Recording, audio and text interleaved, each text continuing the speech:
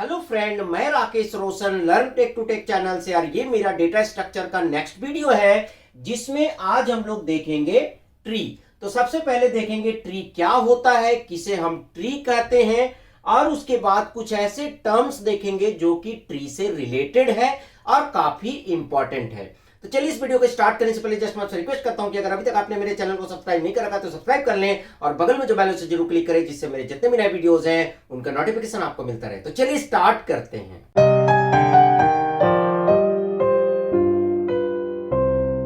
तो चलिए दोस्तों, सबसे पहले देखते हैं कि ट्री होता क्या है।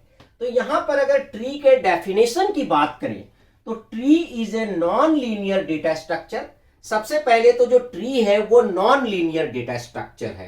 जैसे एरे है, स्टैक है, क्यू है, ये लीनियर डेटा स्ट्रक्चर है। जबकि ट्री की अगर आप बात करेंगे तो ये नॉन लीनियर डेटा स्ट्रक्चर है। और उसके बाद that consist of nodes connected with edges. और यहां पर ट्री में क्या होता है, बहुत सारे नोड्स होते हैं और वो सारे नोड्स जो है एजेस के साथ कनेक्टेड होते हैं। जैसे कि यहां पर आप इस फिगर में देख रहे होंगे कि ये सब जो है नोड्स हैं और सारे नोड जो है वो एजेस के साथ कनेक्टेड हैं। तो इसे हम ट्री बोलते हैं। अब यहां पर आपके दिमाग में आ रहा होगा कि जब हम ग्राफ बनाते हैं तो उसमें भी नोड्स होते हैं और एजेज होते हैं, इसमें भी नोड है और एजेज है, तो फिर ग्राफ और ट्री में क्या डिफरेंस है? तो मैं आपको बता दूं कि ट्री भी जो है ग्राफ ही होता है। एक तरह से ये भी ग्राफ है, ठीक है, पर हर एक ग्राफ को हम ट्री नहीं कहेंगे। जैसे यहां पर हम एक ग्राफ बनाते हैं, ठीक है, ये आपका एक ग्राफ है, ठीक है, और यहां पर मैंने इस तरह से कनेक्ट कर दिया।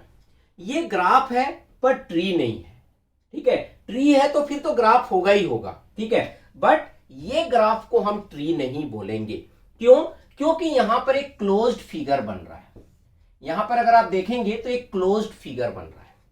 तो अगर किसी भी ग्राफ में क्लोज्ड फिगर बन रहा है तो फिर हम उसे ट्री नहीं कर सकते, ठीक है। तो अगर यहां पर अगर आप देखेंगे तो यहां पर कोई भी क्लोज्ड फिगर नहीं बन रहा है, ठीक है। यहां पर अगर आप ध्यान से देखेंगे तो कहीं पर भी इस तरह के क्लोज फिगर नहीं बन रहा है, तो इसीलिए हम इसे क्या बोलेंगे, ट्री। और ट्री में क्या होता है कि पेरेंट्स होते हैं, फिर उसके चाइल्ड नोड होते हैं, फिर उसके चाइल्ड नोड होते हैं। तो इस फॉर्मेट में आपका ट्री होता है।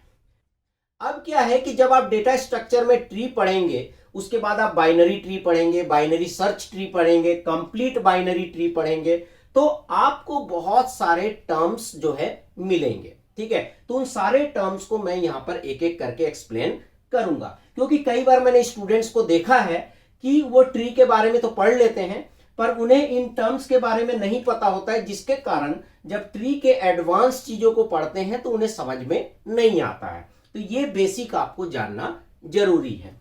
सबसे पहला है रूट। तो यहां पर रूट किसको कहेंगे? रूट जो है सबसे टॉप मोस्ट नोड को कहेंगे। तो यहां पर ये जो ए है ये हमारा क्या है, रूट है, तो इसको हम क्या बोलेंगे, रूट। और ये इसके चाइल्ड है, मतलब बी आर सी किसके चाइल्ड है, ए के, डी आर ई किसके चाइल्ड है, बी के, एफ किसका चाइल्ड है, सी का, जी आर एच किसका चाइल्ड है, ई का, आई किसका चाइल्ड है, एफ का, ठीक है। तो यहां पर बी जो है पेरेंट है किसके लिए, डी आर ई के लिए, ए जो है पेरेंट है किसके लिए, बी आर सी के लिए, ठीक है, यहां तक क्लियर है। उसके बाद नोड, जितने भी ये आप देख रहे हैं A B C D circle के अंदर हैं, ये सभी क्या है, नोड है, इनको हम क्या बोलते हैं, नोड। उसके बाद है डिग्री ऑफ नोड। नोड का डिग्री क्या होता है, ये कई बार जो है 1 या 2 मार्क्स में एग्जाम में पूछ भी लिए जाते हैं। तो यहां पर जैसे मैं एग्जांपल लेता हूं कि ए भी एक नोड है, तो इसका डिग्री क्या होगा, 2, क्योंकि इसके 2 चाइल्ड हैं। कितने चाइल्ड हैं, 2 चाइल्ड है, तो इसका डिग्री क्या होगा, 2। उसी तरह बी का डिग्री भी क्या होगा, 2, पर अगर हम सी का डिग्री निकालते हैं तो क्या आएगा, 1, क्योंकि इसका केवल एक चाइल्ड है। और यहां पर जो है 2 से ज्यादा भी चाइल्ड हो सकते हैं, हो सकता है कि यहां पर एक और चाइल्ड हो इसका जेड, तो उस केस में ए का डिग्री हो जाएगा 3, 1 2 और 3। तो समझ में आ गया, किसी भी नोड का आप डिग्री कैसे निकालेंगे। जैसे जी है तो इसका डिग्री क्या होगा, 0, क्योंकि इसका कोई भी चाइल्ड नहीं है, क्लियर। उसके बाद आता है डिग्री ऑफ ट्री। अब आपको देखना होगा कि किस नोड का हाईएस्ट डिग्री है आपके पूरे ट्री में, पूरे ट्री में किस नोड का सबसे हाईएस्ट डिग्री है। तो यहां पर सबसे हाईएस्ट डिग्री किसका लग रहा है, ए का है। क्या है, 3 है। तो इसका मतलब पूरे ट्री का डिग्री भी क्या होगा, आपका 3 होगा।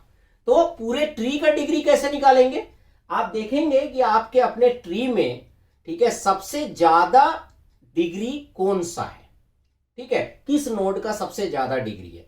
तो जो सबसे ज्यादा डिग्री होगा वही आपके पूरे ट्री का डिग्री हो जाएगा। क्लियर। उसके बाद आता है टर्मिनल नोड।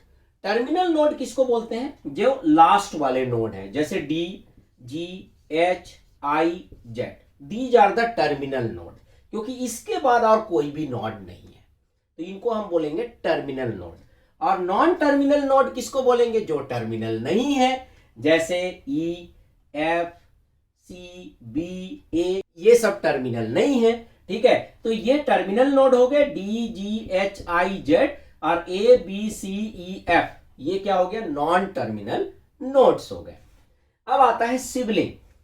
यहां पर जो है हम डी और ई को क्या बोलेंगे, सिबलिंग बोलेंगे, क्योंकि दोनों का पेरेंट क्या है, कॉमन है।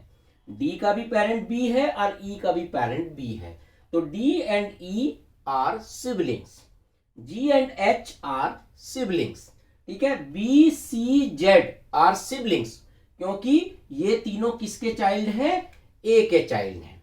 क्लियर है। तो इस तरह के जो टर्म्स हैं, ये जो टर्म्स है ये आपको पता होना चाहिए कि रूट क्या होता है, नोड क्या होता है, डिग्री ऑफ नोड क्या होता है, डिग्री ऑफ ट्री क्या होता है, टर्मिनल नोड क्या होते हैं, नॉन टर्मिनल नोड क्या होते हैं, सिबलिंग्स क्या होते हैं। तो इससे क्या होगा कि आगे जब ट्री के एडवांस कंसेप्ट आप पढ़ेंगे तो उसमें आपको काफी हेल्प होगा, क्योंकि वहां पर जब हम बात करेंगे तो डायरेक्ट बोलेंगे कि degree of node will be 2, तो आपको समझ में आना चाहिए कि नोड का डिग्री क्या होता है। तो चलिए फ्रेंड, आई होप कि इस वीडियो में आपको क्लियर हो गया होगा कि ट्री क्या होता है और ट्री हम किसे बोलते हैं, ट्री और ग्राफ में डिफरेंस क्या है, और दूसरा जो है ट्री से रिलेटेड टर्मिनोलॉजी कौन कौन से होते हैं। हालांकि आगे हम लोग और भी कुछ टर्म्स देखेंगे। तो चलिए दोस्तों, इस वीडियो में इतना ही रखते हैं। अगर आपको वीडियो अच्छा लगा तो लाइक करें, शेयर करें, कमेंट करें, और अगर अभी तक आपने मेरे चैनल को सब्सक्राइब नहीं कर रखा है तो सब्सक्राइब कर लिया, बगल में जो बेल आइकन जरूर क्लिक करें, जिससे मेरे जितने भी नए वीडियोस हैं उनका नोटिफिकेशन आपको मिलता रहे। Thank you and good bye.